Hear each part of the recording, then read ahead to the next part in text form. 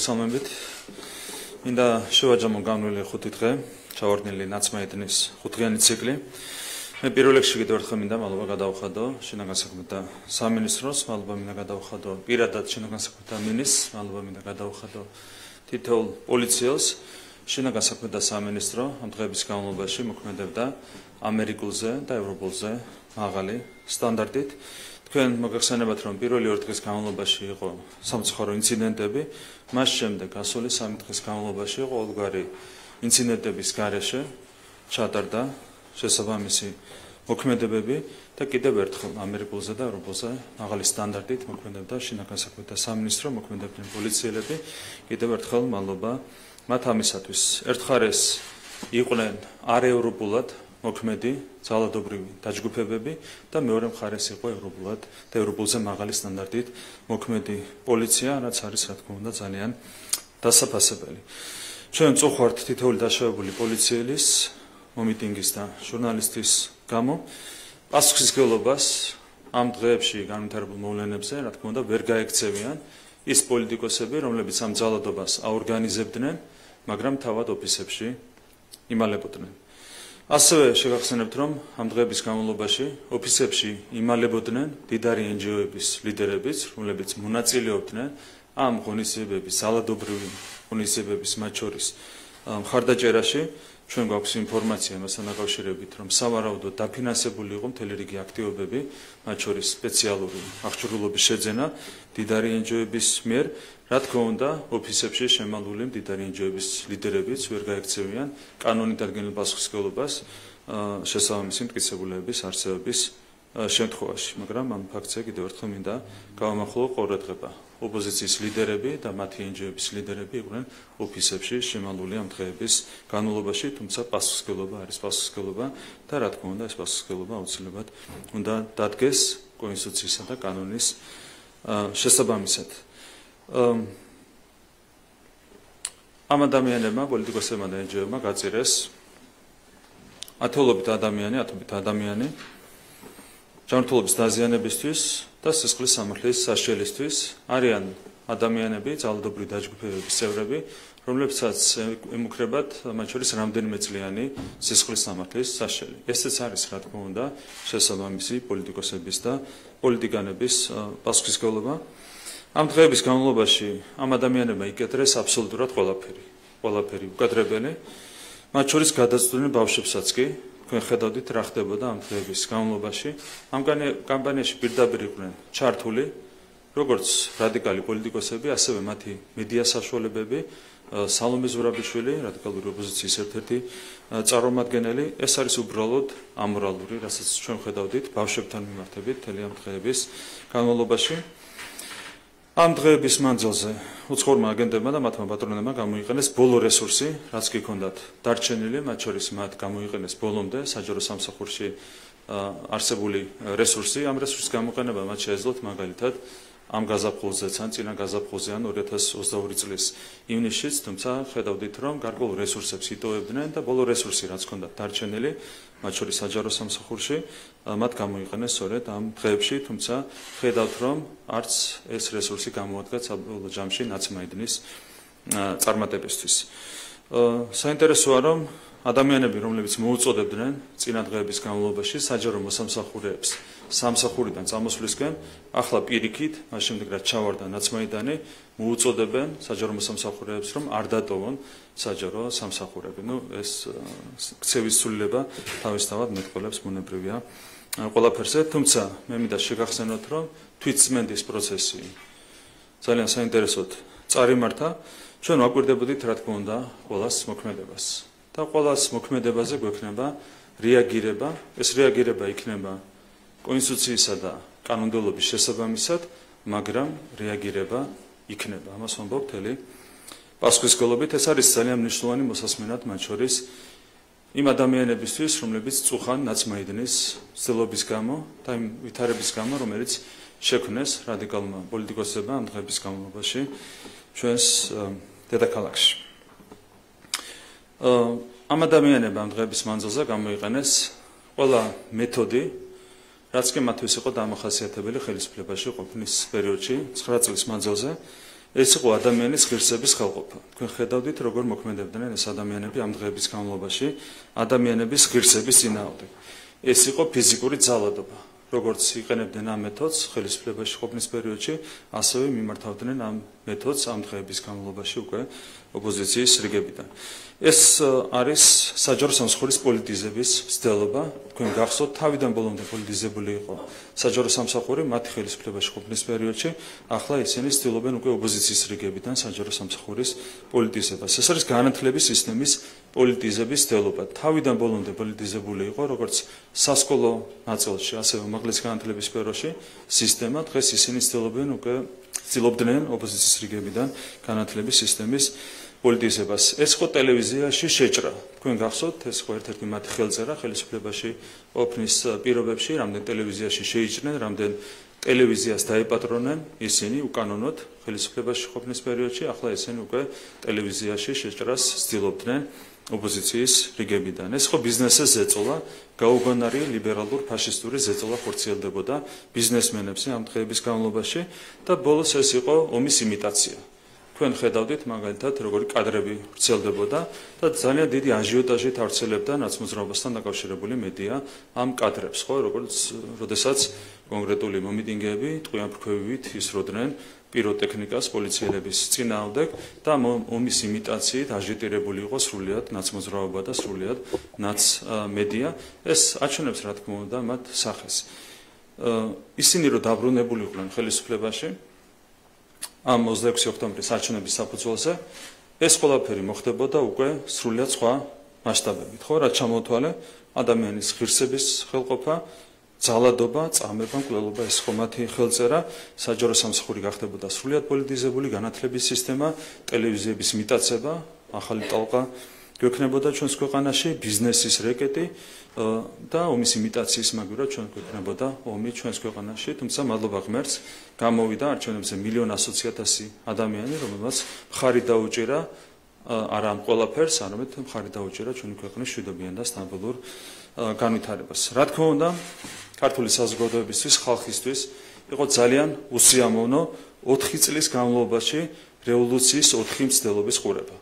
4 წელი გავიდა 2020 წლის ნოემბრიდან დღემდე და 4 წლის განმავლობაში ჩვენ ვიხილეთ უცხოეთიდან დაფინანსებული რევოლუციის 4 მცდელობა, ნაცმაიდნის ორგანიზების 4 მცდელობა. რა თქმა უნდა, ეს ყველაფერი იყო ძალიან უსიამოვნო. გარკვეული კითხვები ისმენბოდა ხოლმე ჩვენს ნაბიჯებთან დაკავშირებით, მათ შორის ამ კონტექსტში, თუმცა ერთი რამ მინდა შეგახსენოთ, ამ 4 მცდელობის მაგივრად რომ ყოფილიყო ერთი მცდელობა, მაგალითად ახლა ამ მცდელობის რესურსი იქნებოდა ბევრად უფრო ძლიერი. ახლა ჩანს, რომ ძალიან ბევრი ასე ვთქვათ რესურსი გაანიავეს დრო და დრო 4 წლის განმავლობაში, შესაბამისად რევოლუციის მცდელობის მეოთხე ტალღა იყო ბევრად უფრო სუსტი, ვიდრე შეიძლებოდა ყოფილიყო სხვა შემთხვევაში. მაგალითად ამ აქციებზე თქვენ ხედავდით, რომ აღარ ჩანდა ახალგაზრდა გოგონა, რომელიც პომადას ისვამდა ტუჩსაწყს პოლიციების წინაშე, ან ყვავილით მისული ახალგაზრდა გოგონები, ან ქორწილიდან გამოქცეული წყვილი აქციაზე მისული, ან გაცვდა ყველაფერი, რაც აკერმანის სახელმწიფოებში ეწერა. მეოთხე მცდელობა, მეოთხე ტალღა რევოლუციის მოწყობის, ნაცმაიდნის მცდელობის იყო ბევრად უფრო სუსტი, კიდევ ერთხელ ვიტყვი, ვიდრე ის შეიძლებოდა ყოფილიყო სხვა შემთხვევაში. ლიბერალური ფაშიზმი, ეს არის შემდეგი თემა, რომელსაც მინდა შევახეო, რაც არის ერთ-ერთი უმთავრესი პრობლემა დღეს ჩვენს ქვეყანაში. ლიბერალური ფაშიზმი არის ზუსტად ისეთივე ტიპის იდეოლოგია, როგორც იყო ბოლშევიზმი ერთი საუკუნის წინ. თქვენ იცით, რამდენი ახალგაზრდა დაღუპეს თავის დროზე ამ იდეოლოგიით, ხო? მათ შორის ცნობილი სახეები, როგორც იყვნენ გიგლა ბერბიჭაშვილი და სხვები, ხო? ნებისმიერი ასეთი რადიკალური იდეოლოგია არის ძალიან სარისკო, განსაკუთრებით ახალგაზრდებისათვის. აქედან გამომდინარე, მე მინდა მოუწოდო თითოეულ მშობელს მაქსიმალურად მოარიდონ საკუთარი შვილები ნებისმიერ კერას, ლიბერალური ფაშიზმის ნებისმიერ კერას. ეს კერები არიან დაკავებული კონკრეტული საქმიანობით. ეს არის მაგალითად ნარკოტიკების თავსმოხვევა ახალგაზრდებისთვის. ეს არის არატრადიციული ინტიმური ურთიერთობების თავსმოხვევა და შემდეგ ამ ყველაფრის კომპრომატებად გამოყენება. ეს არის წყალბიფასეულობების ჩანერგვა ადამიანებისთვის, საკუთარ ოჯახებთან დაპირისპირება და ამ შემდეგ ამ ყველაფრის მსხვერპლი არის უამრავი ახალგაზრდა. საბედნიეროდ ისინი არიან უმცირესობა ჩვენ საზოგადოებაში, მაგრამ რა თქმა უნდა ჩვენთვის თითეული ადამიანი, თითოეული მოქალაქე, განსაკუთრებით თითოეული ახალგაზრდა არის ძვირფასი. აქედან გამომდინარე, კიდევ ერთხელ მოვუწოდებ ყველა მშობელს, რომ საკუთარი შვილები მაქსიმალურად მოარიდონ ლიბერალური ფაშიზმის ყველა კერას ჩვენს ქვეყანაში. კიდევ ერთ თემა, რაც მინდა შევეხო, ეს არის კოლ-ცენტრების ჩართულობა ნაცმაიდნის ჩავარდნილ მცდელობაში. პირველ რიგში მინდა გავიხსენო ერთ-ერთი ქალბატონის Facebook პოსტი. ეს პოსტი მან მიუძღვნა გმირი პოლიციელების ცოლებს. მან მათ მიუძღვნა ოთარ ჯელაძის ცნობილი ლექსი, რომელიც იწყება სიტყვებით ჯალათის ცოლო. ეს სხვა ტერმინოლოგია გამოიყენა გმირი პოლიციელების ცოლების მიმართ. ამ დროს მე გეტყვით, ვინ არის ეს ქალბატონი? ეს ქალბატონი არის ერთ-ერთ კაინდად ქვეყანაში მოქმედი ერთ-ერთი კოლ-ცენტრის მფლობელის ცოლი. ეს ქალბატონი, რომელიც პოლიციელების ცოლებს უწოდებს ჯალათების ცოლებს, არის იმ ადამიანების ცოლი, რომელიც ძარცვავს ევროპელ პენსიონერებს, ერთ-ერთი კანდიდატი ქვეყნიდან. ანუ ყოველად ამორალური ქალბატონი, ყოველად ამორალური მეუღლის ცოლი და ის კადრულობს ასეთ რამეს. ასევე ის არის ერთ-ერთი ცნობილი კორუმპირებული ბიზნესმენის შვილი, რომელმაც 90-იან წლებში კორუფციით იშოვა საკუთარი ფული. ასეთი ამორალური ადამიანები დღეს კადრულობენ და ჯალათის ცოლებს უწოდებენ გმირი პოლიციელების ცოლებს, ყველაფერზე მეტყოლებს თავისთავად ფაქტები. ასევე ერთ-ერთი კოლ-ცენტრის მფლობელის ცოლი, ანუ ყაჩაღის ცოლი, იჭრებოდა საზოგადოებრივ მაუწყებელში და ასეთი არაერთი ფაქტი არსებობს, ანუ კოლ-ცენტრების ჩართულობა სხვადასხვა ფორმით იკვეთება ამ ჩავარდნილი ნაცმაიდნის, ასე ვთქვათ, მოვლენებში. ასევე კოლ-ცენტრებს ამუშავებდნენ არა ტრადიციული მიზნით, ანუ პენსიონერების გასაძარცვად ამ დღეების განმავლობაში, არამედ იმისათვის, რომ ზეწოლა განეხორციელებინათ საჯარო მოსამსახურეებზე, სპორტსმენებზე, ხელოვანებზე და ბიზნესმენებზე. ანუ კოლ-ცენტრები და კოლ-ცენტრების თანამშრომლები ყავდათ ჩართული პირდაპირ ამ საქმეში. ერთი კარგი რაც მოყვა ამ ყველაფერს, არაერთი პენსიონერი, ევროპელი პენსიონერი გადაურჩა, გაძარცვა ამ დღეების განმავლობაში და შემოსავალიც მოაკლდათ კოლ-ცენტრების მფლობელებს, თუმცა თქვენ ხედავთ, რომ ნაცმაიდანში მათი ჩართულობა იყო ძალიან ინტენსიური და აქტიური და მადლობა ღმერთს მათი ეს ცდელობა ჩავარდა. მე მინდა მადლობა გადავუხადო ქართულ ხალხს, ქართულ საზოგადოებას, კიდევ ერთხელ ქართველი ხალხის გამოცდილებამ, რაციონალურმა აზროვნებამ და მოთმინებამ მოგცა უკვე რევოლუციის მეოთხე მცდელობის ჩაგდების შეასრულება ჩვენს ქვეყანაში. კიდევ ერთხელ მინდა აღვნიშნო ერთი რამ, ჩვენ წუხართ ვინმე ჩვენი გზავნილი არასწორად გაიგო, ევროინტეგრაცია რა თქმა უნდა გრძელდება. არავითარი შეფერხება არ იქნება ევროინტეგრაციის გზაზე, ევროინტეგრაცია გრძელდება პირიქით. მე შემიძლია შევახსენო ერთი რამ ევროპელ ბიუროკრატებს და პოლიტიკოსებს, მათ შორის იმათ, რომლებიც ხელოვნურად აფერხებენ ჩვენი ქვეყნის ევროინტეგრაციას, დადონ მაგიდაზე მოლაპარაკების გახსნა და იმ დღესვე, იმ წამსვე ვაწერთ ხელს. შანტაჟის ნაცვლად საქმე შანტაჟის ნაცვლად და სამართლიანობა უსამართლობის ნაცვლად. ეს არის ჩვენი დამოკიდებულება და მომავალშიც რა თქმა უნდა ამ დამოკიდებულებით გავაგრძელებთ საქმიანობას. ბუნებრივია ჩვენი მთავარი საგარეპოლიტიკური პრიორიტეტი არის ევროინტეგრაცია, მაგრამ მხოლოდ ღირსებით და მხოლოდ სამართლიანობით და მხოლოდ შანტაჟის გარეშე გავაგრძელებთ ჩვენ სხვას რა თქმა უნდა ევროკავშირში გაწევრიანებისკენ. ჩვენ და ევროპელმა პოლიტიკოსებმა ერთად უნდა აღუდგინოთ ევროკავშირის ქართული საზოგადოების თვალში შელახული რეპუტაცია. მე დარწმუნებულია, რომ 20 იანვრის შემდეგ ამ კუთხით გვექნება ძალიან სწრაფი პროგრესი. დიდი მადლობა.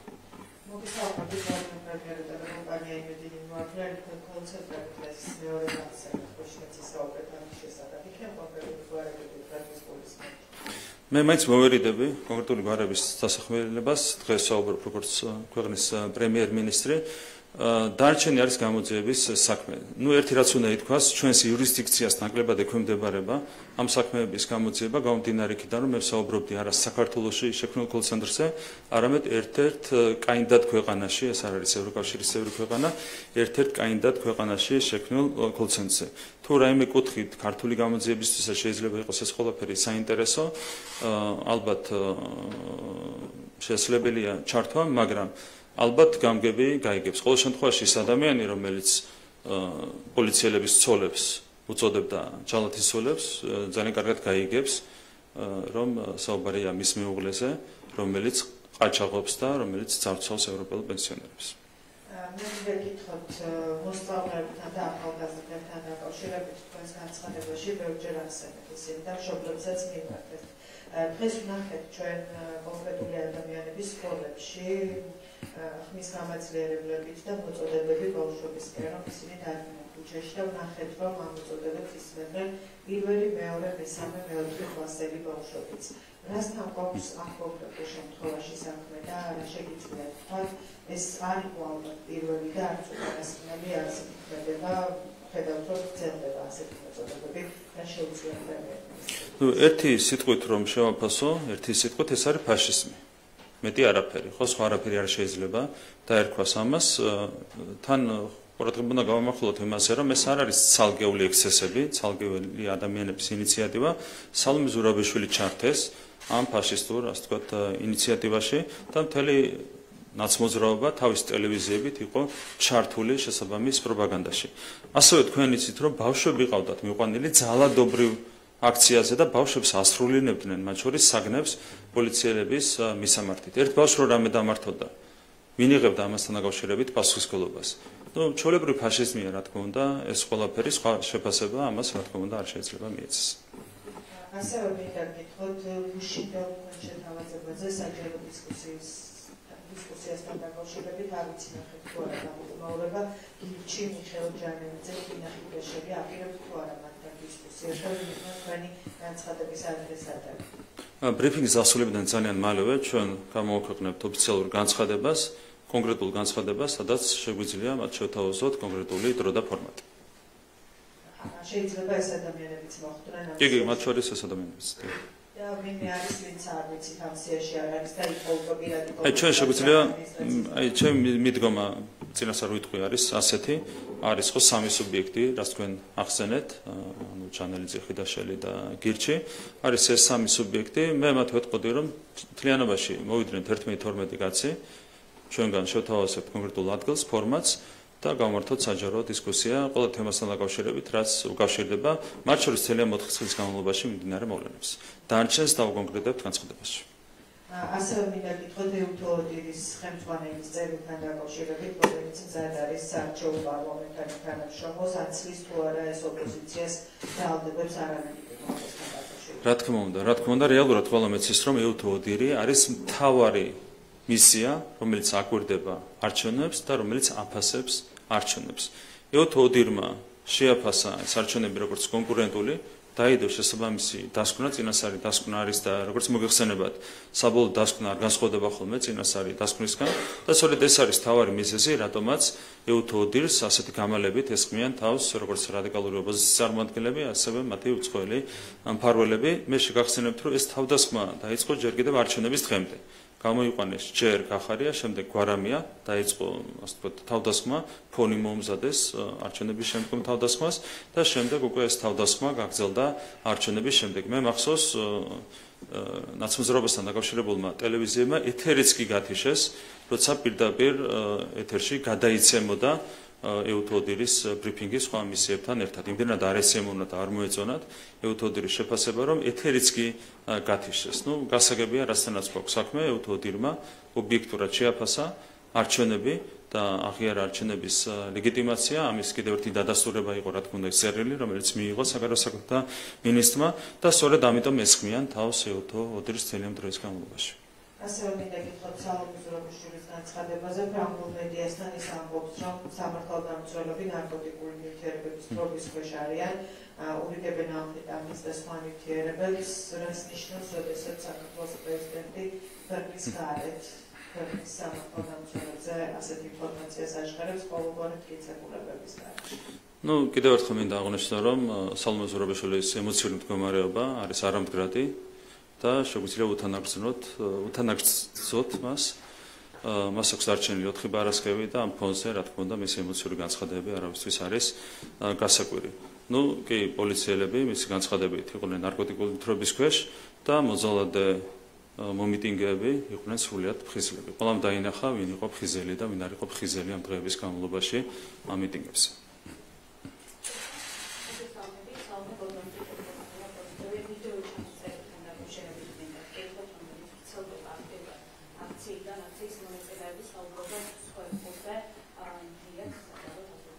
ერთი უწოდება გაიცნობა ჩანაწერებში, მათ შორის ველოს წევრების ვიდეო ჩანაწერი გავრცელდა ვებგვერდ ასკაზე და ვასილ ხანძელაშვილი საუბრობენ ფირმებზე საუბრობენ 1-200 კაცი დამკვიდრდა ჩახოცა ეს ვიდეო ვაჟღერეს მათ ასევე საუბრობენ სხვადასხვა კულტურული ქონებების გადაწყვეტაზე.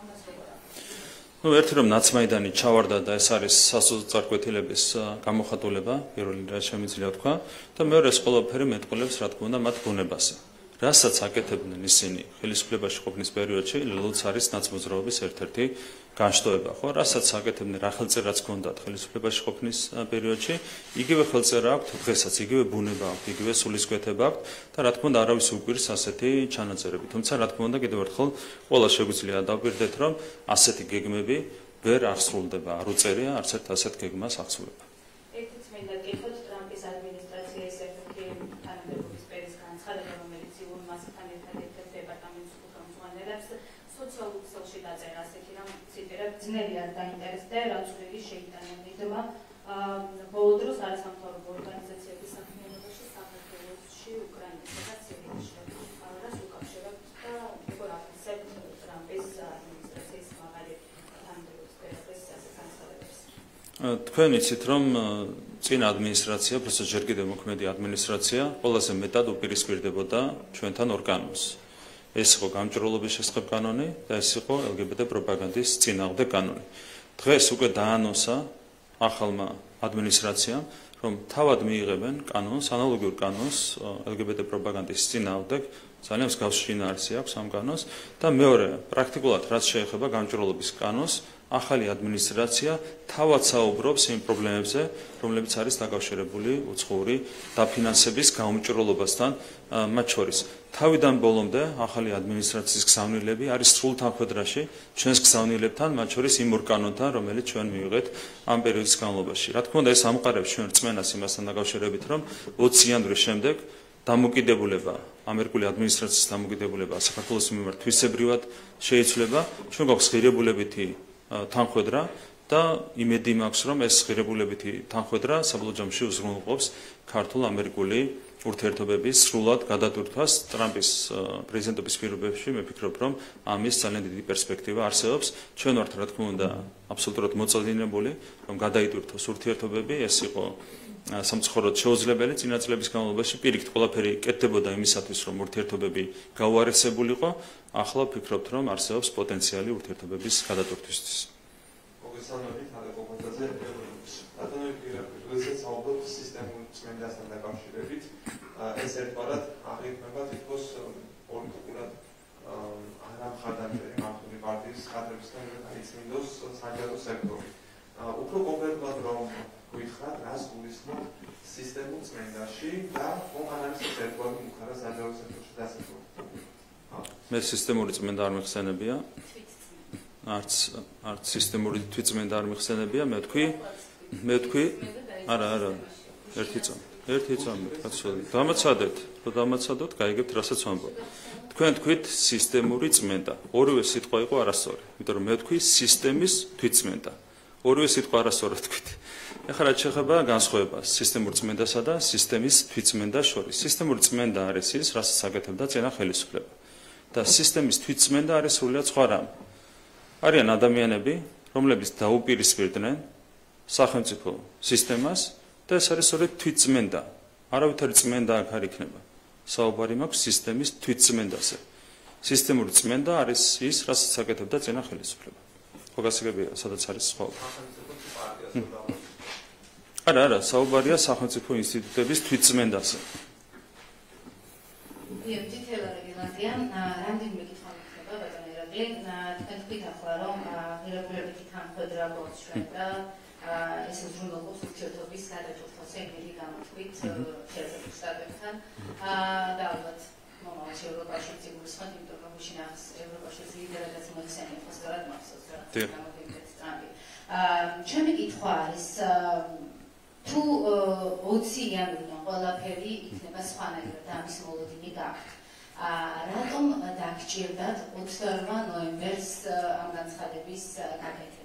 რომელიც ფაქტია და ამაზე ჩაგეკითხებით შემდეგ და სამართლოდ უხართ ადამიანმა დაიგოს სხვანაირად. ეს სად გეჩქარებოდა? რა მოიგე? მე გეტყვით. ეს ორი თვე სწორედ გამომდინარე იქიდან რომ იცვლება ადმინისტრაცია ამერიკის შეერთებულ შტატებში იყო განსაკუთრებული რისკების შემცველი. ეს ორი თვე თქვენ ხედავთ რომ მოქმედი ადმინისტრაცია ცდილობს ახალ ადმინისტრაციას დაუტოვოს მაქსიმალურად ძიმე მემკვიდრეობა ამ რეგიონში. განსაკუთრებით რაც ხდება უკრაინაში თქვენ ხედავთ 3 წლის განმავლობაში რის უფლებასაც არ აძლევდნენ უკრაინას, ეს არის შორტ დისტანციაზე რაკეტების გასვლა, იმის უფლება მისცეს ახლა. რატო? იმიტომ რომ უნდათ ახალ ადმინისტრაციას დაუტოვონ ძიმე მემკვიდრეობა. და ზუსტად იგივე რისკებია დაკავშირებული, რა თქმა უნდა, საქართველოსთან. ეს ორი თვე დეკემბერი, იანვარი იყო რისკებთან დაკავშირებული. აქედან გამომდინარე პირველ რიგში ჩვენ დეკემბერი იყო ყველაზე დიდი რისკების შემცველი. რა თქმა უნდა, დეკემბერში ვერავის ვერ მივცემდით ქვეყნის დაშანტაჟების საშუალებას. თქვენ ხედავდით რომ აქციები არ დაწყებულა 5 დღის წინ. აქციები გრძელდებოდა უწყვეტ რეჟიმში და რატომ? რა იყო ამის საფუძველი? არც ერთი მთავრობა, არც ერთი ხელისუფლება არ აკეთებდა განცხადებებს არჩევნებთან დაკავშირებით. მიუხედავად იმისა, რომ ევთოდირმა აღიარა არჩევნების ლეგიტიმურობა, არ კეთდებოდა განცხადებები და ამ ფონზე რადიკალური ოპოზიცია თბილისში აწყობდა პერმანენტულ აქციებს, კეტავდა ქუჩებს და ასე შემდეგ. ხო, ანუ შანტაჟი გრძელდებოდა. მასშტაბად არ იყო ისეთი მასშტაბური, რასაც ბოლო 5 დღე რა მნიშვნელობა აქვს? ამზადებდნენ. ეს რესურსი ხომ მზადდებოდა. ეს პიროტექნიკა ხო ერთ დღეში არ შეუძენიათ ამ ადამიანებს. ეს საშუალებები ხო ერთ დღეში არ შეუძენიათ, ხო? ყველაფერი მზადდებოდა კონკრეტული თარიღისთვის. არა, ეს იყო დაგროვილი პიროტექნიკა. კონკრეტული სუბიექტების მიერ დაგროვილი პიროტექნიკა და არა მარტო პიროტექნიკა. კონკრეტული NGO-ები ყიდულობდნენ სხვა აღჭურვილობებს, არა პიროტექნიკა სამშობლოში, არამედ სხვა აღჭურვილობებს. რისთვის აგროვებდნენ ამას? ესე იგი რაღაც იყო დაგეგმილი და რაღაც რო იყო დაგეგმილი, იქიდანაც ჩანდა, რომ არც ერთი ქვეყნიდან არ კეთდებოდა განცხადებები ლეგიტიმური არჩევნების ლეგიტიმურობის აღიარებასთან დაკავშირებით. ეს არ არის ჯანსაღი მიდგომა ჩვენი ქვეყნის მიმართ. ამიტომ ეს ორი თვე იყო რისკებთან დაკავშირებული.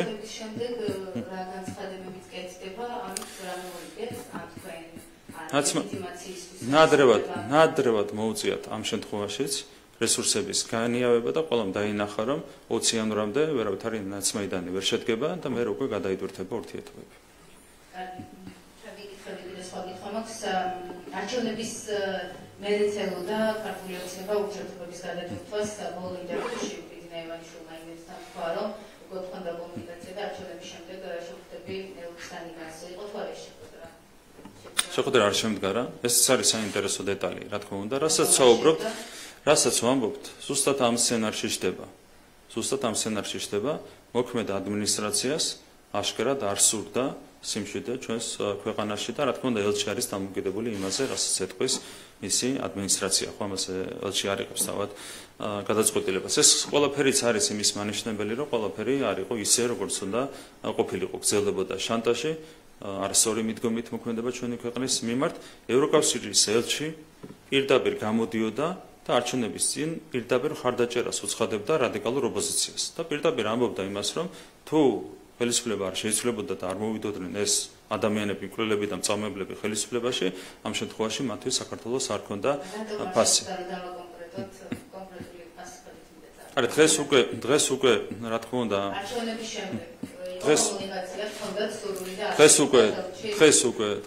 არა, იმის მერე არ ყოფილა კომუნიკაცია, მაგრამ დღეს უკვე მოქმედი ელჩი ელოდება ახალ ადმინისტრაციას და ახალი ადმინისტრაციის მანდატის შესაბამისად იმოქმედებს უკვე იანვრიდან. თავარი ჩვენთვის არის რა, რომ დეკემბერი არის უკვე გადავლილი, ნაცმაიდანი ჩავარდა და ყველაფერი მიდის ისე, როგორც ჭირდება ჩვენს ქვეყანას. 20 იანვრამდე გვექნება, რა თქმა უნდა, საბოლოო ჯამში სიმშვიდე და 20 იანვრიდან არა, დამშვიდება ეს ხო ნაცმაიდანი ჩავარდა, რაც თავარია, ხო პატარკუდები შეიძლება იყოს, მაგრამ ნაცმაიდანი უკვე ჩავარდა, ხო? ყველამ დაინახა, რომ ნაცმაიდანი უკვე ჩავარდა, მიუხედავად იმისა, რომ იყო კოორდინირებული მცდელობა საქართველოს გაეხვიათ არეულობაში, მაგრამ ნაცმაიდანი ჩავარდა. შესაბამისად, ჩვენ მშვიდად მივალთ საბოლოო ჯამში 20 იანვრამდე და 20 იანვრიდან ველოდებით გადადურთოს. რაც შეეხება ჩვენს განცხადებებს, მინდა შეგახსენოთ კონკრეტულად რა განცხადებები კეთებოდა ჩვენი მხრიდან. ჩვენ ვამბობდით ჩვენი განცხადებებს ამიტომ ჩაგეკითხებით. თუ 20 იანვრამდე ამ მასშტაბის აქციები გაგრძელდა ქვეყანაში. დაივიწყეთ. გამორიცხული. სრულდება, აი რაღაც ეს განცხადება რომ გააკეთეთ, ალბათ რაღაც გათვლებიც ჰქონდა. ჩვენ ამდენ ხანში დააღვიდით. ქართულ ხალხს, რაი? ქართულ ხალხს? რომელ ქართულ ხალხს? ძალადობრივ დაჯგუფებებს? ამდენი 1000 ადამიანი. არა, ერთი წამი. თქვენ ხედავთ, რომ კლების ტენდენცია წამოვიდა უკვე გუშინწინდელი დღიდან, უკვე წამოვიდა კლების ტენდენცია, რაც შეეხება მოძალადეების რაოდენობაც წავიდა კლებისკენ, ხო, გუშინ, ამიტომ ძალადობის რესურსი იყო ბევრად უფრო ნაკლები, ვიდრე მაგალითად 3 და 4 დღის წინ. და რაც შეეხება ქართულ ხალხს, ქართული ხალხი დგას და ითმის იმ მსგავსობას, რაც ხდება დღეს რუსთაველის გამზირზე. ქართული ხალხის საქართველოს მოქალაქეები დგანან, მაგრამ ქართული ხალხის უმრავლესობა არა. 500 ადამიანები ამდენი ხანი იქ თუ დაიდგნენ და 20 იანვრის შემდეგაც დავუშვათ. არა, დაივიწყოთ, ეს არის თქვენი ოცნება. ტრამპის ადმინისტრაციამ მოლოდინები თქვენი ვერ გაამართლა. დავუშვათ. მე რასე უდლება ირაკლი ყობახიძე ქართული ოცნება. ეს არის თქვენი ოცნება, რომ საქართველოში არეულობა გაგრძელდეს 20 იანვრამდე. მე გვპირდებით, რომ თქვენი ეს ოცნება არ შესრულდება. ანუ საქართველოში იქნება სიმშვიდე. იაროს ევროპული გზისკენ იყოს სტაბილურობა, მშვიდობა და არ არის თქვენი ოცნება. დავუშვათ. ხო შეიძლება დავუშვათ. ვერ დავუშვათ. თქვენს ოცნებას, თქვენს ოცნებას ვერ და ან თქვენ გინდათ მაინც და მაინც იოცნებოთ ქვეყნისთვის საზიანო განვითარებას. დავუშვათ ტრამპის ადმინისტრაციას გლობალური ომის პარტიის ზეგავლენის ქვეშ. რატომ ოცნებობთ უარესზე? რატომ ოცნებობთ ქვეყნისთვის უარესზე? რატომ ამჟღავნებთ პირდაპირ იმას? რატომ თქვენ გინდათ ესე იგი რომ ასე მოხდეს? თქვენ გინდათ რომ ამერიკის შეერთებული შტატების მხრიდან გაგრძელდეს ის უსამართლო მიდგომა, რაც აქამდე ჩანდა, ხო? ეს გინდათ? მე იმედი მაქვს, მე ამერიკის მაგალითად როგორ ველაპარაკო, მაგრამ მე იმედი მაქვს, რომ ახალი ადმინისტრაცია იქნება უფრო სამართლიანი, ვიდრე იყო წინა. და თქვენ გაქვთ იმედი, რომ ახალი ადმინისტრაციაც იქნება ისეთი უსამართლო, როგორც იყო წინა. კიდევ ერთი კითხვა. არა, მე ბოდიში არ მაცადეთ და მინდა გავიხსენო ჩვენი გზავნილი რაც იყო. ჩვენ ვამბობდით შემდეგ რამეს. ვამბობდით, რომ 3 მოვლენა იყო მნიშვნელოვანი ურთიერთობების გადატვირთვისთვის. პირველი ეს იყო ქართული არჩევნები და დასრულდა, მეორე იყო ეს ამერიკული არჩევნები და პრაქტიკულად დასრულდა უბრალოდ ველოდებით ინაუგურაციას და მესამე ეს იყო უკრაინაში ომის დასრულება. როგორც კი უკრაინაში ომი დასრულდება, მაშინვე ფიქრობთ, რომ თვისებრივად გადაიტვირთება ურთიერთობები. კი.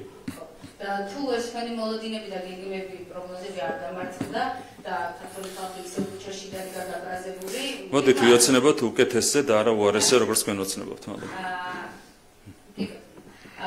თქვენ თქვით, რომ საკითხის გააზრების პრობლემა აქვს იმ ადამიანებს სავარაუდოდ, ვინც გაემიჯნა 8 ნოემბერს თქვენ მიერ გაკეთებულ განცხადებას ქართული ოცნების გადაწყვეტილების შესახებ. ჩემი კითხვა არის, როდესაც ამდენი 1000 მოქალაქე დგას ქუჩაში. იმჯერა და შემიძლია ასევე ჩამოგითვალოთ 13 ბიზნეს ასოციაცია ალბათ იცნობით თქვენს ამ განცხადებებს, ვინც შეგახსენათ, ასე ვთქვათ, 78 მუხლი კონსტიტუციის. მაგალითად ერთ-ერთი ბიზნეს ასოციაცია მაგალითად პარლამენტში შევიდა ოპოზიციის რიგებიდან და არის კონკრეტული ადამიანის. არა, ასეთივეა ეს ასოციაციები, ხო? გავაგრძელოთ. საქართველოს ბანკი, PBC ბანკი, ორი ჯგუფი შეიძლება ვიწოდოთ მათი პროექტებით ხავს და ეკონომიკის ხმალი არიან შეგვიძლია ითქვას ეკონომიკური ზრდის რომლითაც თქვენ ვიწოდეთ ხავს. მარტიკომი, სილქნეტი ამ კომპანიებმა შეგახსენეს 78 მუხლი კონსტიტუციის დაგმის ძალადობა, და თქვეს რომ არ აქვს ალტერნატივა ევროინტეგრაციას და საქართველოს არ უნდა გავიდეს საკონსტიტუციო მართლწესრიგიდან. ირაკლი ყობახიძე ფიქრობს, რომ და იცით რომ ამ კომპანიების ბიზნეს ლიდერები ვინც არიან, ამ ადამიანებსაც ამ ხელა ბიზნესების შექმნეს განხილებით და მათაც პრობლემა აქვს საკითხის გაზრდას. მე გეტყვით რა არის ამ განცხადების მიზეზი და ეს მიზეზი უკვე გითხარით ჩემს ბრიფინგზე. მიზეზი არის პასუხობთ. უკვე გითხარით რა არის ამ განცხადების მიზეზი. ამ შემთხვევაში მიზეზი არის არა წაგეთხულის ვერ გააზრება, არამედ ის ლიბერალურ ფაშისტური ბულინგი, რომელიც ხორციელდებოდა ბიზნესმენებზე.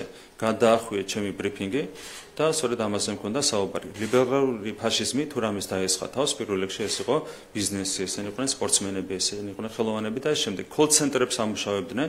ერთ სპორტსმენს, მაგალითად კონკრეტულ სპორტსმენს, მიუვიდა 1000-მდე მესიჯი, ხმოვანი შეტყობინება WhatsApp-ზე, Facebook-ზე და სხვა საშუალებებით. ერთ სპორტსმენს 1000. ანუ კოლ-ცენტრები იყო ამუშავებული ამისათვის. იგივე ხდებოდა ბიზნესებთან მიმართებით. მიდიოდა პირდაპირ ზეწოლა და შანტაჟი ბიზნესმენების წინააღმდეგ. ეს არის შედეგი.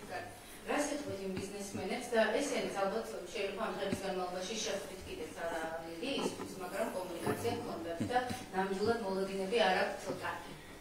იმის გამო რაც ხდება ქვეყანაში და ხშირად ვამბობთ ხოლმე, რომ ლარი არის ეკონომიკის თერმომეტრი და როცა ქვეყანაში რაღაცა ცუდად ხდება, დროებითი თუ ხანგრძლივი ლარის კურსი ეგრევე აჩვენებს ამას და ეს აჩვენა კურსმა, ხომ 6 და 7 წელიწად გაუგასრულდა გუშინ ლარი. რას ეუბნებით ამ ბიზნესმენებს და ასევე გაქვთ თუ არა რისკები დაწვრილი ეკონომიკაში და ალბათ ეკონომიკური გუნდით ეხმარება თამაში 20 იანვრამდე რამდენი მილიონი მილიარდით შესაძლოა დაგაროვდეს ქვეყნის ეკონომიკა, საერთაშორისო სავალუტო რეზერვები აი იმ გადაწყვეტილების გამო, რაც თქვენ მიიღეთ და არ აქვს მნიშვნელობა, რაც ზონა გაიგო თუ არა. გაქვთ დაწვრილი? ახაც თქვენ უარესზე ოცნებობთ, მე მინდა გავოცნებოთ უკეთესზე. მაცადეთ. არა, ჩვენ გერ ოცნებობთ, შედეგებს გეტყვით ახლა რაც გვაქვს. მაცადეთ, გეტყვით. მე გერ ოცნებობ, შედეგები რა გვაქვს, იმას გეტყვით. ამ 4 წლის მაცადე კაცო. ბრიფინგი ჩაატარეთ ბრიფინგი მაშინ. არა, მე მინდა კონკრეტულად მიპასუხოთ და თუ არ მიპასუხოთ. კონკრეტულად პასუხობ და არ მასწით. ახალი პროექტი რო იწყება ქვეყანაში, ვინას აშენებენ თუ მართლა გაგესვით ადგეს მე დავსო კითხვას და თქვენ უპასუხეთ, გინდათ? ვერ პასუხობ. არა, ხო და დადექით ხო. რისკები თუ გაქვთ და ხო და მაბასუხებინეთ მე. ნუ მაწყვეტინეთ. ნუ მაწყვეტინეთ. ესე იგი. ამ 4 წლის განმავლობაში ჩვენ გამოვიარეთ რევოლუციის ნაცმაიდნის მოწყობის 4 მცდელობა, ხო? ეს ხო ფაქტია. 2022 ბიჭო, მაცადეთ ხო ხო? 2022 წლის გეშინია პასუხის და მაგიტო არ მასწინ. გეშინია პასუხის. 2022 წლის ივნისში იყო ნაცმაიდნის მოწყობის პირველი მცდელობა, ხო არ მოგვანიჭეს კანდიდატის სტატუსი და იყო ნაცმაიდნის მოწყობის პირველი მცდელობა, როცა NGO-ები, გარედან დაფინანსებული NGO-ები ავიდნენ პოლიტიკურ სცენაზე და მოითხოვეს თავრობის გადადგომა და თვითონ მოსვლა ხელისუფლებაში, ხო, მინისტრები უნდა გამხდარიყვნენ NGO-შნიკები. შემდეგ იყო 2023 წლის გაზაფხულზე ნაცმაიდნის მოწყობის მეორე მცდელობა, 2024 წლის გაზაფხულზე იყო ნაცმაიდნის მოწყობის მესამე მცდელობა და ახლა ვიხილეთ ჩვენ ჩავარდნილი ნაცმაიდნის მეოთხე მცდელობა.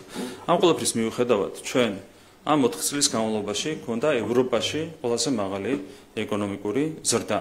საშუალო ეკონომიკური ზრდა ამ 4 წლის განმავლობაში არის 9.8%, ანუ წინა 3 წლის იყო 9.8% და წლევანდელი საშუალო 10 თვის არის 10% ეკონომიკური ზრდა. ფართო რეგიონში და ევროპაში ვართ პირველ ადგილზე ეკონომიკური დამაცადეთ. ჩვენი დამსახურებით. ხელისუფლების დამსახურებით. ეს ხელისუფლება ქვეყანაში არის 12 წელია. კითხავთ რა, მოდი თუ საქმიანად საუბრობთ. ჯერ დამაცადეთ და მე რამდენიც კიდე იმდენი კითხეთ. ვინმე შეგიზღუდათ კითხვების დასმა, მაგრამ ნუ მიზღუდავთ პასუხის გაცემას. ნუ მიზღუდავთ პასუხის, თქვენ მიზღუდავთ პასუხის გაცემას. არც ერთი კითხვის დასმა თქვენ არ გეზღუდებათ, თქვენ მიზღუდავთ მე პასუხის გაცემას. კონკრეტული პასუხი ეს არ არის? წარსულზე მიყვებით, მე გეკითხებით. წარსულია 4 წელი? წარსულია 4 წელი. მაგაზე ვისაუბროთ, 12 წელზე ვისაუბროთ. აი 2012 მეწოდებით, აი ისე არ შეამონებ ჩემი პასუხი, რომ არ გინდათ რომ დავამთავრებინოთ. დამბერდით რომ დავასრულებ და მე რამ მკითხეთ, ხო? ესე იგი, ნახეთ, წარსულზე კი არ ვამბობ, 4 წელიწადზე ვამბობ, ეს არის აწყო ჩვენი ქვეყნის, ხო? 4 წლის განმავლობაში იყო ნაცმაიდნის მოწყობის 4 მცდელობა და ამ 4 წლის განმავლობაში ჩვენ გვქონდა ევროპაში ყველაზე მაღალი ეკონომიკური ზრდა, ჩვენი ეკონომიკური პოლიტიკის დამსახურებით და ჩვენი საერთო პოლიტიკის დამსახურებით, მათ შორის იმის დამსახურებით, რომ ჩვენ ქვეყანას შეუნარჩუნეთ ამ მშვიდობა. 9.8% იყო 3 წლის საშუალო, 21, 22, 23 წლები და ამ წლის საშუალო მაჩვენებელი 10 თვის არის 10% ეკონომიკური ზრდა. ევროპაში ამ ხელა ზრდა არ აქვს არავის, ხო, ჩვენ 4 წლის განმავლობაში 40 მილიარდი ლარით გავზარდეთ ქვეყნის ეკონომიკა, რაც არის, ნუ, საოცარი შედეგი, ხო, როგორც მოგეხსენებათ, ეს არის რა თქმა უნდა ჩვენი ეკონომიკური პოლიტიკის დამსახურება, სწორი მენეჯმენტის დამსახურება და მშვიდობის დამსახურება და სხვა მოვლენების დამსახურება ჩვენს ქვეყანაში. მიუხედავად 4 ნაცმაიდნის მცდელობის, ანუ გვაქვს ყველაზე მაღალი ზრდა. რაც შეეხება, აი კიდე არ მომთავრებინებთ. ეხლა რაც შეეხება ლარის კურსს. ლარის კურსთან დაკავშირებითაც 4-ვე ნაცმაიდნის პირობებში იყო მოკლებადიანი რყევა და შემდეგ ლარი დაუბრუნდა თავის პირვანდელ ნიშნულს, ხო? რატომ? იმიტომ რომ აქაც ჩვენ მუშაობთ ძალიან აქტიურად, ეროვნული ბანკი იდეალურად მუშაობს, როცა საქმე ეხება ლარის კურსის, ასე ვთქვათ, სტაბილურობას. კიდევ ერთხელ გავიმერებ, ნახეთ 4 წლის მანძილზე, ესეც იყო ერთ-ერთი მიზანი, რა თქმა უნდა, რადიკალური ოპოზიციის, რომ ლარს შექმნა და პრობლემები ეკონომიკას ვერ მიაღწიეს. რა თქმა უნდა, რო არ იყოს ეს რადიკალიზმი ქვეყანაში, კიდევ უფრო მაღალი იქნება, პირველზე ისედაც ვთქვათ, მაგრამ კიდევ უფრო მაღალი იქნებოდა ბუნებრივი ეკონომიკური ზრდა, მაგრამ 4 წელი არ დაასვენეს ჩვენი ქვეყანა. 3 წელია გვაშანტაჟებენ, ჯერ კანდიდატის სტატუსით და შემდეგ უკვე, რა ქვია, მოლაპარაკების გახსნით. თქვენ უბრალოდ მარტივად წარმოიდგინეთ ასეთი სცენარი, რომ 2022 წელს დაიწყო ომი უკრაინაში, ხო და ამას მოყვა მთელი ეს უბედურება. ჩვენ თქვით, რომ არ უერთდებოდით სანქციებს, ხო, თქვენ უნდა იცოდეთ, რომ სანქციებთან მიერთება პირველივე წელს გამოიწვევდა მინიმუმ 10%-ით ეკონომიკის ვარდნას. და ამას ითხოვდნენ ჩვენგან. დახურულ კარს მიღმა ითხოვდნენ და შემდეგ ოპოზიცია დაგვიყენეს ქუჩაში და ეს მოითხოვეს. მერე მოითხოვეს ბრძოლის მოხალისეების გაგზავნა უკრაინაში, დახურულ კარს მიღმა არ გავაკეთეთ ქუჩაში დაგვიყენეს, აქაც ოპოზიცია. მერე უკრაინის ხელისუფლებას ელჩი გააწვევინეს ჩვენი ქვეყნიდან. ხო, აი ხელოვნურად იქნებოდა თებერვალში მარტში არეულობა ჩვენს ქვეყანაში.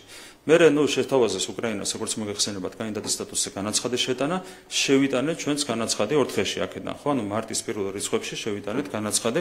ამაზე მუშაობდა მთელი საჯარო სექტორი, მთავრობა, პარლამენტი, 5000 გვერდიანი დოკუმენტი მომზადდა. ჩვენი ქვეყანა ხომ იცით, რომ უკრაინასაც და მოლდოვასაც ყველა პარამეტრით უსწრებს წინ. იგივე ეკონომიკა, დემოკრატია, ყველა თვალსაზრისით არ არსებობს პარამეტრი, რაშიც ჩამორჩებით უკრაინას და მოლდოვას. მარტში დაიწყო მომზადება დოკუმენტაციის არა, ფერერაგრევია. მარტში დავიწყეთ მომზადება, დოკუმენტაციის მომზადება და შევიტანეთ ჩვენი განაცხადი ევროკავშირში, ხო, კანდიდატის სტატუსის მიღებაზე.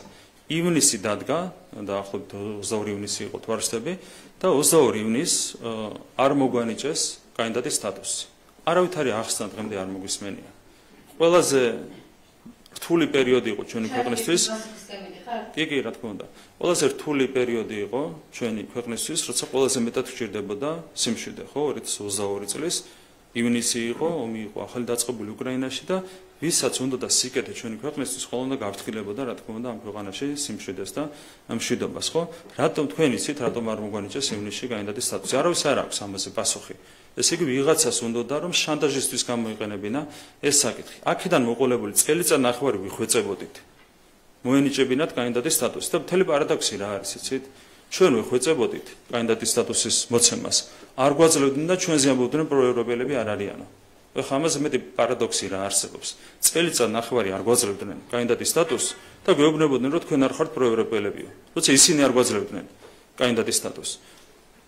ამოწურა თავის თავი კანდიდატის სტატუსმა, როგორც შანტაჟის ინსტრუმენტმა და აქედან მოყოლებული სისხლი გაგვიშვა. ჩვენ კი არ გაგვიშვა, ჩვენ მოთმინების უნარი გვაქვს, არ დაგველევა, მაგრამ ქვეყანას გაუშვეს სისხლი. ევროპელმა ბიუროკრატებმა კონკრეტულმა და კონკრეტულმა ევროპელმა პოლიტიკოსებმა. კიდევ ერთხელ გავიხსენოთ საქართველო და მოლდოვა. შევადაროთ ერთმანეთს. სანქციებს არ უერთდება, არის დსთ-ის წევრი, კორუფცია ყვავის, უბედურება ხდება მოლდოვაში, ინსტიტუტები არის უკიდურესად სუსტი.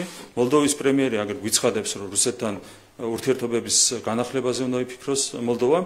45% მოლდოვის მოსახლეობის უშუალოდ უჭერს მხოლოდ მხარს ევროკავშირის ინტეგრაციას, მაგრამ მოლდოვა არის დემოკრატიული ძლიერი და პროევროპული ქვეყანა და საქართველო არა. ეს თქვენ უნდა განსაჯოთ. რატომ იცით? ნახეთ, აი ამ ყველაფერს უკავშირდება. მაგითგან მივიდივარ, ნახეთ, მაგითგან მივიდივართ. ამ ხელა ზეწოლას გაუცელით. ამ ხელა ზეწოლას და შანტაჟს. შევინარჩუნეთ 4 რევოლუციის წელობას გაუცელით. აი შედეგები მინდა რომ თქვენ გაანალიზოთ თქვენთვის რა. იყო ამ ხელა შანტაჟი, ამ ხელა ზეწოლა, ამ ხელა უსამართლობა, მშვიდობის დარღვევის ცდელობა, პირდაპირ მოწოდებები აქეთკენ, ჩვენ მოახერხეთ რა, შევინარჩუნეთ მშვიდობა, გვაქვს ევროპაში ყველაზე მაღალი ეკონომიკური ზრდა, 40 მილიარდით გავზარდეთ ჩვენი ქვეყნის ეკონომიკა ამ 4 წლის განმავლობაში, მაგრამ მაინც არ გვასვენებენ. ისევ შანტაჟი, ისევ უბედურება, ისევ არ მოლოცვა არჩევნების და ეს შემდეგ. თქვენ ხო ხართ ამ ქვეყნის მოქალაქე. მე მგონია რომ თქვენ აბსოლუტურად სოლიდარული უნდა იყოთ საკუთარი ქვეყნის მიმართ ამ უსამართლობის წინააღმდეგ. უსამართლობის წინააღმდეგ. ჩემი კითხვა იყო, გაქვთ თუ არა დათვლილი, დაავადლება დავით აშვილთან, ლაშა ხუციშვილთან გექნებოდა კომუნიკაცია, რა ზარალი შეიძლება მიიღოს ქვეყნის ეკონომიკამ. მათ შორის საერთაშორისო სავალუტო რეზერვების ნაწილში კიდევ რამდენი გაკიდვა შესაძლოა დასჭირდეს ეროვნულ ბანკს 20 იანვრამდე ქვეყანაში მასშტაბური პროტესტი გაქცევს. თქვენ იცით რომ მათ შორის ამ 4 წლის განმავლობაში ჩვენ გეტყვით ამ პერიოდის განმავლობაში მათ შორის ამ 4 რევოლუციის წლების პირობებში ჩვენ რამდენი ჩაოსეთ ჩვენი რეზერვები ძალიან კარგად მოგეხსენებათ. გარკვეული ნაწილის დახარჯვა გარკვეული გეტყვით მივიდივარ პასუხამდე კაცო. როგორ არ მივედი? ყველაფერი გითხარით. მე რა გითხარით ისი თავი პასუხი რაც იყო 4 რევოლუციის წლების მიუხედავად ყველაფერი დათვლილი გვაქვს და ყველაფერი იქნება კარგად. აი ეს არის მარტივი პასუხი. თქვენ გინდათ მოკლე პასუხი, ეს არის მოკლე პასუხი. გრძელი არ გინდოდათ კი ბატონო, დაიტოვეთ მოკლე პასუხი. დავაზუსტებ ეკონომიკურ ნაწილში 9.8%-ით გაიზარდა ბოლო 3 წელიწადში, რომ ეკონომიკა და ეს არის თქვენი სწორი პოლიტიკის სამსახურება და თომასია. და ასე შემდეგ. თქვენ თუ იცით 2012-19 წლებში, როცა ასევე ქართული ოცნება იყო ხელისუფლებაში, ახლები ღაბით, ახალი გუნდით თუ ახალი ხელისუფლებაში მოსვლის ემოციებით და ასეც არ გებრძოლდათ არც დასავლეთი, როგორც ამბობთ და ევროპელი ბიუროკრატები და არც ამდენი მაინცის მოწყობის მცდელობა იყო. რამდენი პროცენტით იზრდებოდა საშუალო ქვეყნის ეკონომიკა და დეფიციტში? რა ჩხება? ამაზე ჩვენ გვისაუბრია არაერთხელ. 2013 20 წლები რო ავიღოთ 20 შათვლით ვთქვათ. 2013-20 წლის განმავლობაში გამოვიარეთ ორი კრიზისი. მეორე კრიზისი 2020 წელს უკავშირდებოდა COVID-ს და პირველი კრიზისი 2012-19 გეტყვით. პირველი კრიზისი დაკავშირებული იყო 2015-16 წლებთან, როცა იყო არამარტო ეკონომიკური, არამედ ძალიან მძიმე სავალუტო კრიზისი მთელს რეგიონში. მათ შორის ევროპის კი, უფრო მძიმე. კი, იმიტომ რომ თქვენ შეგიძლიათ ნახოთ მაგალითად ევროკავშირის ეკონომიკა რამდენი იყო და რამდენი არის ახლა.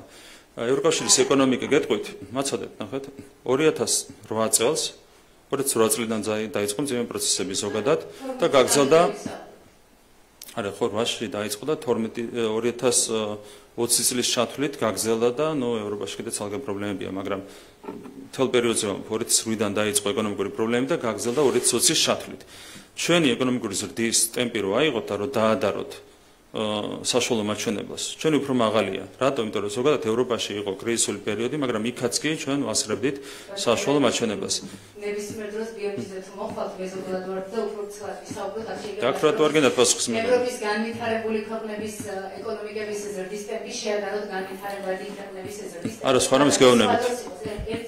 მოდი, ერთ რამეს გეტყვით და მე დასვით კითხვა. ერთ რამეს გეტყვით და მე დასვით კითხვა. საშუალო უნახევარი 3%-ით იზრდებოდა 2012-19. კი, მასია. მასია. შესაბამისად დასკვნა. მიზეზი ქონდა. 2005. მიზეზი აქვს უბრალოდ არა, კაც. არა. ორგანიზაცია ანალიტიკოსი ამბობს, რომ რუსეთ-უკრაინის ომი ეკონომიკას წარდგა. ეგ ყველია. ესეც რომ იცოდეთ, არა, მე გეტყვით. ერთი წამით.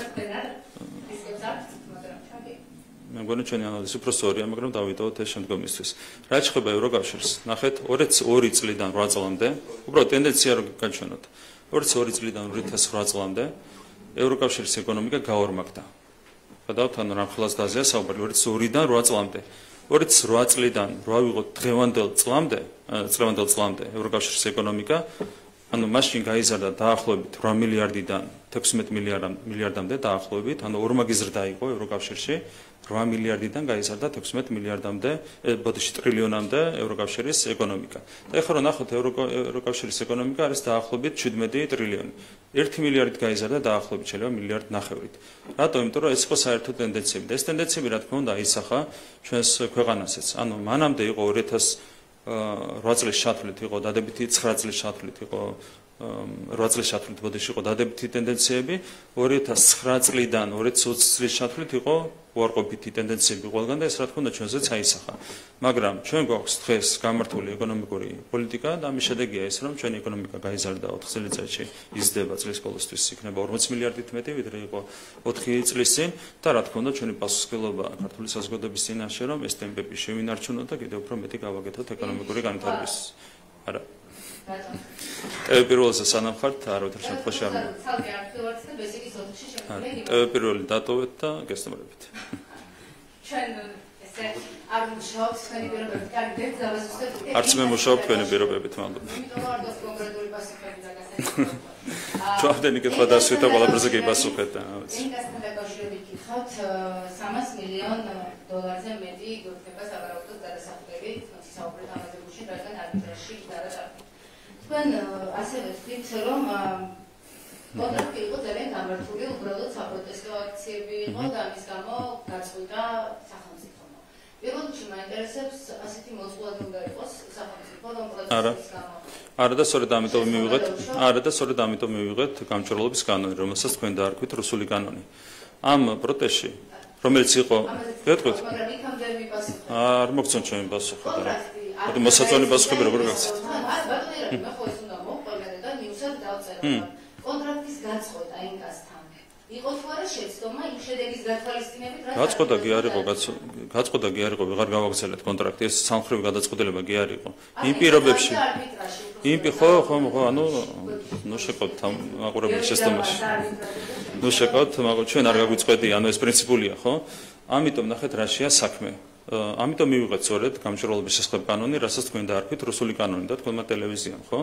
სინამდვილეში გამჭვირვალობის კანონი მათ შორის ასეთი რისკების პრევენციისთვისაც არის განკუთვნილი. სწორედ იმიტომ რომ არ ქონდა ჩვენ გამჭვირვალობის შესახებ კანონი, გაბედეს უცხოეთიდან დაფინანსებულმა კონკრეტულმა ორგანიზაციებმა, NGO-ებმა, რომ ჩაეგდოთ ეს სტრატეგიული პროექტი ჩვენს ქვეყანაში.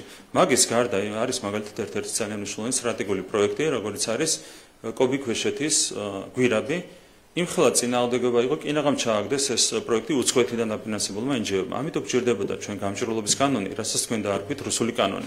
რომ ასეთი სამარცხვინო ქმედებები მომავალში აღარ განხორციელდეს. თქვენ სახელმწიფოზე ისაუბრეთ და სწორი მინიშნება იყო. სახელმწიფო ძლიერი უნდა იყოს. მათ შორის უცხოური შავი დაფინანსების წინააღმდეგ, რომელიც უპირისპირდება ჩვენი ქვეყნის სტრატეგიულ ინტერესებს. ამიტომ მივიღეთ გამჭვირვალობის კანონი, რომ ასეთი რაღაცები არ მოხდეს. ეხლა ვინ არის პასუხისმგებელი? ეს NGO-ები არიან პასუხისმგებელი ამ დაგესწრებულ თანხაზე? არა. BMG მაშინაც ამბობდა, რომ სახელმწიფოს ყველაფერი გადაეკეთებინა, რომ ინვესტორისთვის შეექმნა სათანადო პირობები, ამიტომ აქვე არა, ინვესტორი პირობებით, მეცა არა. პროტესტი ანუ არალეგიტიმური იყო? დიახ, მე ვფიქრობდი, რომ იყო. პროტესტი მე რატომ არ თქვით ეს პირველ სათავად ხარ? შემიძლია გამოგიგზავნოთ ყველა სიუჟეტი, რომელსაც მაშინ მე ვამზადებდი და ჩემი თქვენ ამბობდით, რომ პროტესტი იყო არალეგიტიმური? მადლობა, ნამოხვანი აუცილებლად აშენდება და ველოდებით თქვენს ხარდაჭერას ნამოხვანის პროექტთან დაკავშირებით. მადლობა, დიდი მადლობა. 2021 წელს სუსის ანგარიში ეწერა, რომ ესების წინააღმდეგ პროტესტის უკან იდგა ბირი ძალა. ნამოხვანის кейსი გულისხმობდა 2021 ანგარიში. და NGO-ები და მე ნახსენები. ეს თუ ყველაფერი იცოდა, რასაჭირო იყო გამჭვირვალობის კანონი, ან იქამდე თუ იცოდით, რომ რბილი ძალა მოქმედებდა და ქვეყნისთვის მნიშვნელოვან ასეთ პროექტს აფერხებდა. თუ იცოდით, რომ იქ პროტესტი დემონსტრანტების უკან იყო მართული იყო ის ხალხი.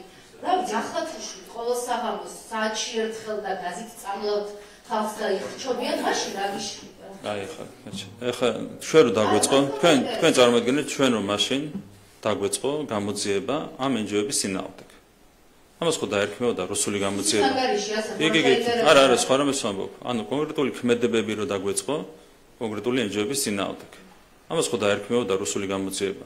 და ყველა ეს ტელევიზია დაარქმეოდა ამ გამოძიებას, რუსულ გამოძიებას. რა შუაში და იმაშია, რომ სწორედ ამ NGO-ების გამჭვირვალობას დაუპირისპირეს. ვიფრთხილეთ, კაცო, შეგვეშინდა რას ქვია. სიფრთხილე გამოიჩინა ქართულმა სახელმწიფომ. იმიტომ რომ არა, ჯერ ერთი დავაგრძელდება და დავას აუცილებლად გავაგრძელებთ ეს ერთი. მეორე, როცა საუბარია 300 მილიონზე, აქედან ინვესტიცია, ანუ აქედან დაახლოებით 200 მილიონი არის უკვე განხორციელებული ინვესტიცია. ანუ ჯამში სახელმწიფო არ იზარელებს, რა თქმა უნდა, 300 მილიონს საუბარია დაახლოებით 1/3-ზე. ანუ ინვესტორს ინვესტიციის სახით აქვს ამ თანხის დიდი ნაწილი დახარჯული, ხო? ამიტომ, მაგრამ რა თქმა უნდა, გინდა 100 მილიონი და იყოს და გინდა 10 მილიონი, ეს არის რა თქმა უნდა სერიოზული ზიანი, მაგრამ კიდევ ერთხელ გაიმეორებ. ჩვენ გვერდზიან სერიოზული ძალები. და სწორედ ამ სერიოზულ ძალებს დაუპირისპირეთ გამჭვირვალობის შესახებ კანონი. რომ ასეთი რაღაცები აღარ მოხდეს მომავალში. თანდათანობით ჩვენ უფრო და უფრო ძლიერდებით, როგორც სახელმწიფო. დღეს რომ ამბობ ჩვენ იმას, რომ ქართული სახელმწიფო არის ძლიერი, როგორც არასდროს, ეს გამოიწვია კონკრეტულმა ქმედებებმა, რასაც უპირისპირდებოდა 4 ნაცმაიდნის ცდელობა ჩვენს ქვეყანაში. დღეს ვართ ბევრად უფრო ძლიერი, ამიტომ მომავალში ნამახვანი მარტივად აშენდება. რატო იცით? იმიტომ რომ მივიღოთ გამჭვირვალობის შესახებ კანონი, იმიტომ რომ 4 ნაცმაიდანი აღკვეთეთ და დამშვიდდება საბოლოოდ ჩვენი ქვეყანა. ირაკლი მაშინ ვიბრობდა რომ კონტრაქტი არასწორი იყო და მას არ მოსწონდა ეს პირობები.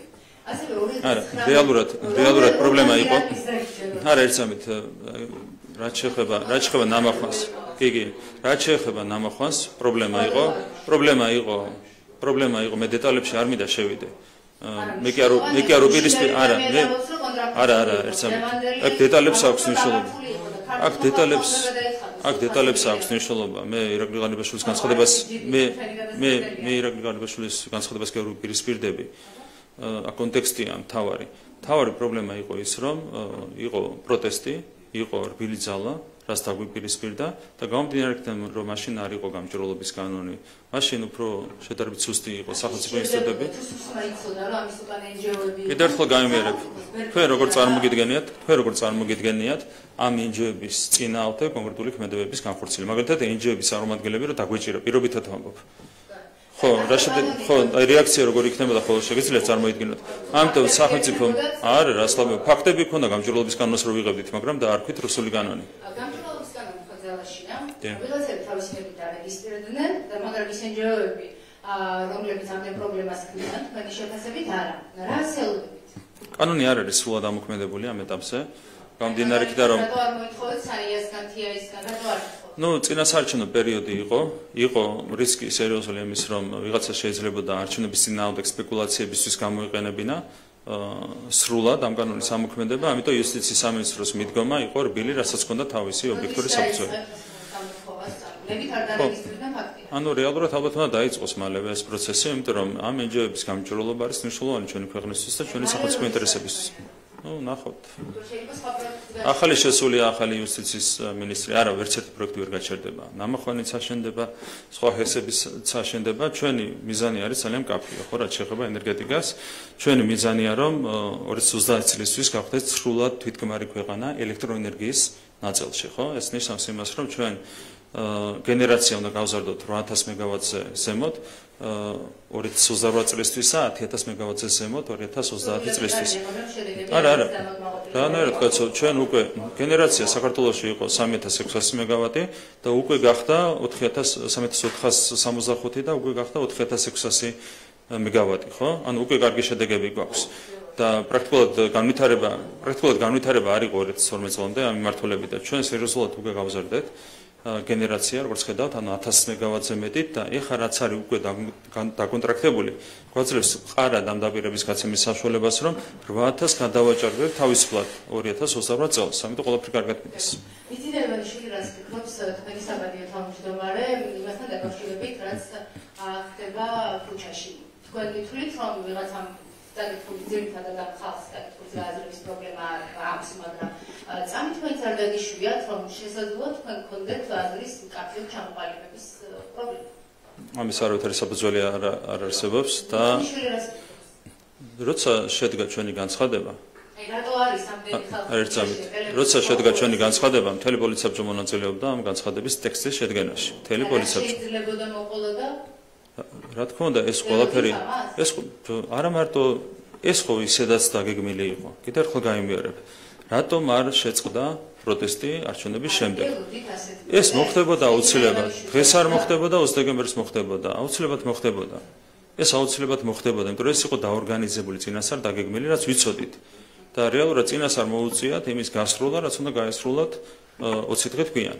ნამდვილად ბოლო კითხვა, ხშირად ერχოლმე, რომ ასეთი კრიზისების პერიოდში თანამდებობებიდან მიდიან ან უშვებენ. რა შემთხვევაში ან როდის შეიძლება გადადგეს? რამდენიმე ელჩი უკვე გადადგა, პრინციპში ამით შემოვიფარგლებით, მადლობა.